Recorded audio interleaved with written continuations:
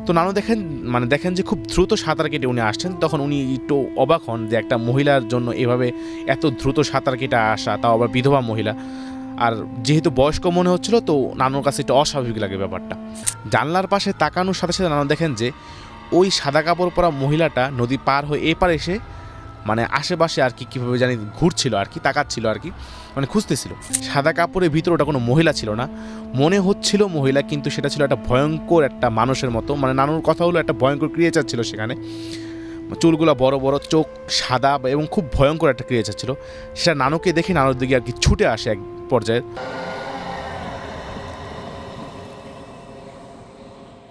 আমার নানা ভাই এবং আমার নানুর বিয়ে হয় অনেক অল্প বয়সে। তো ওনারা কিশোরগঞ্জে থাকতেন।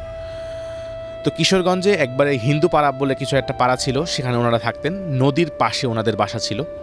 তো একদিন নানা ভাই আর কি খুব অসুস্থ হয়েছিলেন। তো আমার নানু চিন্তা করেন যে নানা ভাই মাথায় পানি দিতে হবে। তখন মাঝরাত। তো নানা ভাই অসুস্থ হয়ে কাতরাচ্ছিলেন, জ্বরের প্রকোপে কাতরাচ্ছিলেন। তো আমার নানু তখন নদী থেকে পানি উঠানোর জন্য বাসা থেকে বের হয়। তো বাসা থেকে বের হওয়ার পর গ্রাম অঞ্চল কিছুটা রাস্তা হাঁটতে হয়। হাঁটার পরে একটা নদী পাওয়া যায়। তো ওখানে যাওয়ার পর নানু কলসে করে পানি নেন এবং কাপড় টাপড় একটু ভিজানোর প্রয়োজন ছিল, সেগুলো ধন আর কি। তো ওই সময় আসার পথে আমার নানু খেয়াল করেন যে নদীর অপর পাশে সাদা ড্রেস পরা একটা মহিলা আর কি। যেহেতু হিন্দু পাড়া, তো স্বাভাবিক ছিল বিধবা মহিলারা সাদা ড্রেস পরে আসতে পারে, কিন্তু অত রাতে স্বাভাবিকভাবে এটা অস্বাভাবিক একটা ব্যাপার ছিল। তো আমার নানু সেরকম কিছু মনে করেন হয়তো বা কোনো প্রয়োজনে কোনো বিধবা মহিলা এসেছেন। তো আমার নানু পানি নিয়ে চলে আসে।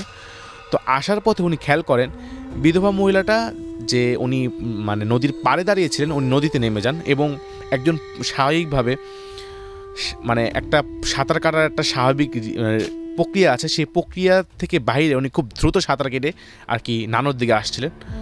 তো নানু দেখেন যে খুব দ্রুত সাঁতার কেটে উনি আসছেন। তখন উনি একটু অবাক হন যে একটা মহিলার জন্য এভাবে এত দ্রুত সাঁতার কেটে আসা, তাও আবার বিধবা মহিলা।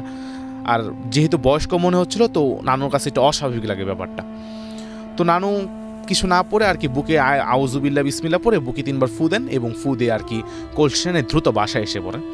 তো বাসায় আসার পরে নানুর কাছে এই জিনিসটা আর কি অস্বাভাবিক লাগে। তো নানাকে পানিটা নিয়ে দেন, মাথায় পট্টি দেন আর কি জ্বরের কারণে। তো এরপরে আমার নানু আর কি জিনিসটা নিয়ে ভাবতেছিলেন। তো জানলার পাশে তাকানোর সাথে সাথে নানু দেখেন যে ওই সাদা কাপড় পরা মহিলাটা নদী পার হয়ে এপার এসে আশেপাশে আর কি কীভাবে জানি ঘুরছিল আর কি, তাকাচ্ছিল আর কি, খুঁজতেছিল। তো হঠাৎ করে তো নানু ওই জিনিসটা দেখে একটু ভয় পেয়ে যান যে এই মহিলাটা এত দূরে এসে এভাবে আসছে, এত দূরে এসে পড়ছে, এখানে এসে আবার খুঁজতেছে। তো তখন ওই মহিলার সাথে নানুর আগে চোখাচোখি হয়ে যায়। তখন নানু দেখেন যে সাদা কাপড়ের ভিতরে ওটা কোনো মহিলা ছিল না, মনে হচ্ছিল মহিলা, কিন্তু সেটা ছিল একটা ভয়ঙ্কর একটা মানুষের মতো। নানুর কথা হলো একটা ভয়ঙ্কর ক্রিয়েচার ছিল সেখানে। চুলগুলো বড় বড়, চোখ সাদা এবং খুব ভয়ঙ্কর একটা ক্রিয়েচার ছিল। সেটা নানুকে দেখে নানুর দিকে আর কি ছুটে আসে এক পর্যায়ে। তো নানু দেখে চিৎকার দেন, অজ্ঞান হয়ে যায়।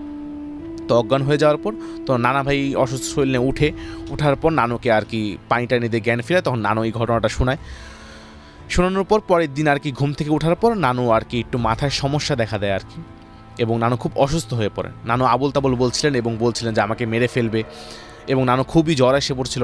নানুকে ঘরে রাখা যাচ্ছিল না।